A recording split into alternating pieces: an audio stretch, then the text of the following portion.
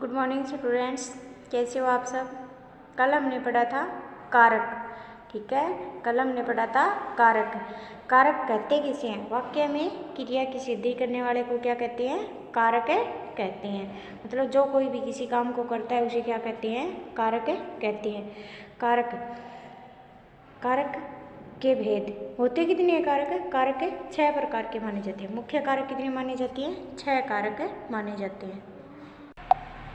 मुख्य कारक 6 माने जाते हैं। देखो, जिसमें होता है संबंध और संबोधन को क्या है? मुख्य कारकों में नहीं माना जाता। इसके अलावा कर्ता ने, कर्म को करण से के द्वारा, संप्रदान के लिए, अपादान से अलग होना, संबंध काके की अधिकरण में पर, संबोधन है अरे। ठीक है, इसके बाद हमने पढ़ा था विशेष। देखो, किसी भी लिंग के शब्द रूपों में यही कारकीय चिन्ह वाक्य को कारक संबंधी हिंदी अर्थ देते हैं। जैसे राम ने, ठीक है, रामम राम को, रामायण राम के द्वारा, रामाय राम के लिए, रामात राम से पृथक होना, रामस्य राम को, राम में, इस प्रकार किसी शब्द से ये चिन्ह अर्थ देते हैं। ठीक है, अब कारकों का हम पढ़ते हैं आगे परिचय।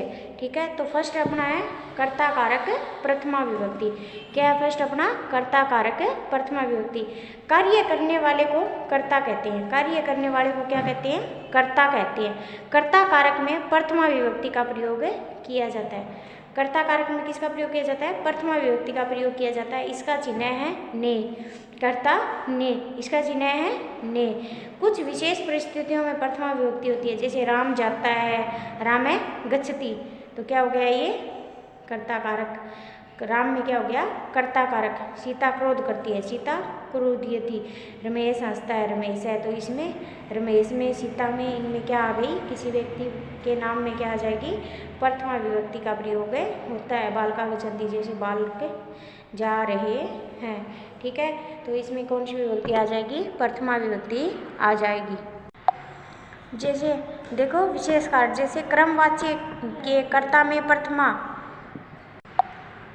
जैसे क्रमवाच्य के कर्ता में प्रथमा, रामायण गृहम गम्यते। संबोधन में प्रथमा, जैसे हे राम नाम मात्र में प्रथमा आसीत, दशरथ नाम राजा। ठीक है, तो इनमें कौन सी विभक्ति आ जाएगी? प्रथमा विभक्ति का प्रयोग हो जाता है। ठीक है, इसके बाद है अपना सेकंड कर्म कारक द्वितीय विभक्ति। सेकंड हो गया कर्म कारक द्वितीय विभक्ति। कर्ता की क्रिया का प्रभाव जिस पर पड़ता है, कर्ता की क्रिया का प्रभाव जिस पर पड़ता है उसे कर्म कहते हैं। कर्ता की क्रिया का जिस पर प्रभाव पड़ता है उसे क्या कहते हैं? उसे कर्म कहते हैं। कर्म कारक में द्वितीय विभक्ति आती है। कर्म कारक में कौन सी विभक्ति आती है? द्वितीय। कर्म का चिन्ह है को। कर्म का चिन्ह क्या है? को। कुछ विशेष कारणों में द्वितीय विभक्ति होती है। कुछ विशेष कारणों में क्या होती है? द्वितीय विभक्ति होती है। जैसे राम घर जाता है, राम में घरम गच्छति। राम कहाँ जाता है? राम घर जाता है। राम में घरम गच्छति, तो घर में क्या आ जाएगी? द्वितीय विभक्ति।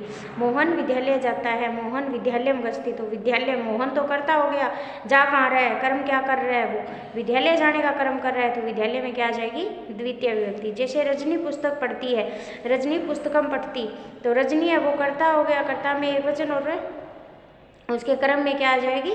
द्वितीय विभक्ति। कर्म में पुस्तकम पढ़ती, वह क्या पढ़ रहा है? पुस्तक पढ़ रहा है। ठीक है, देखो प्रति, विना, निक्षा, परितय। परितय का अर्थ हो गया चारों ओर, अभितय का अर्थ हो गया दोनों ओर। के योग में द्वितीय विभक्ति होती है। इनके योग में क्या आएगी? द्वितीय विभक्ति होती है। स ग्रामम प्रति गच्छति, वह गांव की ओर जा रहा है। धनम विना न जीवनम, धन के बिना जीवन नहीं है। ग्रामे निक्षा गच्छति, गांव के निकट है। नदी प्रीतः वृक्षा सन्ति, नदी के चारों ओर क्या है? वृक्ष है।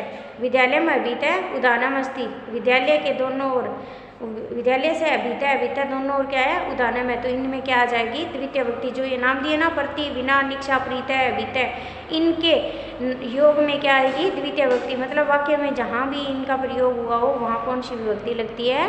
द्वितीय विभक्ति लगती है। ठीक है, नंबर 3 है अपना करण कारक तृतीय विभक्ति। कौन सा है? करण कारक तृतीय विभक्ति। कर्ता जिसकी सहायता से साधन रूप में कार्य संपन्न करता है। मतलब कोई भी काम करने के लिए जिसकी भी वो सहायता लेता है ना, उसमें कौन सी विभक्ति आती है? तृतीय विभक्ति आती है, उसे करण कारक कहते हैं। क्या कहते हैं? उसे करण कारक कहते हैं। करण कारक में तृतीय विभक्ति होती है। करण कारक में कौन सी विभक्ति होती है? तृतीय विभक्ति होती है।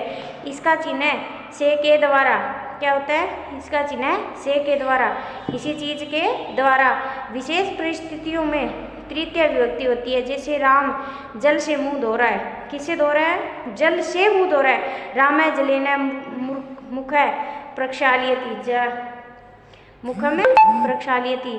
राम क्या है? मुख जल से मुंह धो रहा है। तो जल से धो रहा है ना, महेश डंडे से मारता है, महेश दंडेन ताड़यति, डंडे से मारता है। सह कलमेन लिखती, वह कलम से लिखता है। तो किसी चीज़ की सहायता ले रही है, मुख धोने में जल की सहायता हो रही है। महेश जो डंडे से मार रहा है तो महेश के डंडे की सहायता से मार रहा है, तो डंडा उसका सहायक हो गया। अनेन सह अगच्छत, इसके साथ वह क्या गया? इसके साथ गया। ठीक है, सह साथ गया, तो इसके योग में क्या आएगी? और किसी का अंग विकार हो, मतलब कोई अंग विकृत दिखाई दे ना हमें, जैसे स पादेन खज, वह पैर से लंगड़ा है, स पादेन खज। स या राम, राम पादेन, राम पैर से लंगड़ा है। स शीर्षा कलवाट, वह सिर से गंजा है। स नेत्रेण काणा है, वह आँख से काणा है।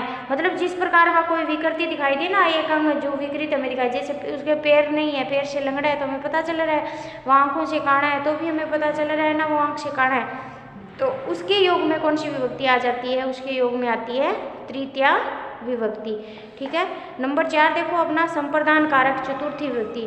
कर्ता जिसके लिए कार्य करता है या कुछ देता है उसे संप्रदान, जैसे देखो नाम से ही पता चलता है, संप्रदान किसी के लिए कुछ देना या किसी के लिए दान आदि करना क्या कहलाता है? संप्रदान कारक कहते हैं। संप्रदान कारक में चतुर्थी विभक्ति का प्रयोग किया जाता है। संप्रदान कारक में चतुर्थी विभक्ति का प्रयोग किया जाता है। संप्रदान कारक का चिन्ह को लिए, को लिए। ठीक है। विशेष परिस्थिति में भी चतुर्थी का प्रयोग किया जाता है। विशेष परिस्थिति में क्या किया जाता है?